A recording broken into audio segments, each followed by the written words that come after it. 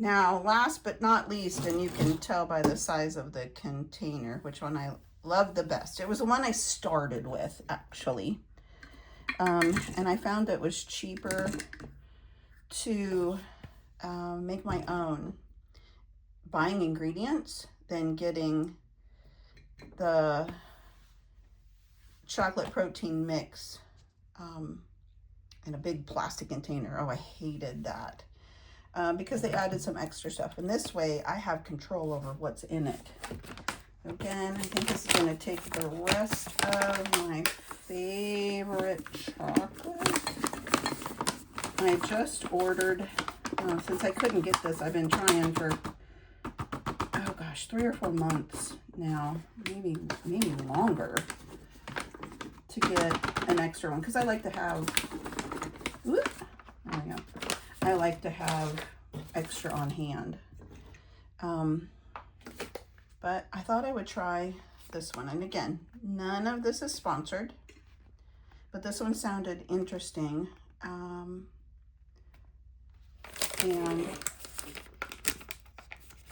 it's fermented cacao, so we will see. I don't know if it'll have that deep red. Oh, look. It's very dark and lovely. Now, this would be good for somebody that has, maybe a little more, somebody that has a dairy allergy, if they wanted to get some protein in their diet. Oh my gosh, it smells so rich.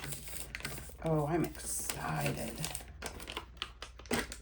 That smells lovely. I'm gonna put this in here again. I'm gonna try to come from this side so I'm not in your way. Since I put so much cacao in there, I am going to put more protein powder. And then, again, cornstarch.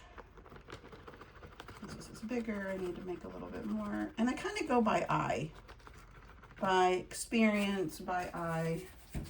Not everything is cooking or making things by instinct, but this is, I've mixed up my own powders and the like. I used to make my kids their own hot chocolate because they go through it so much that, yeah, I knew what to do. And this is kind of why I decided to start making my own protein powder.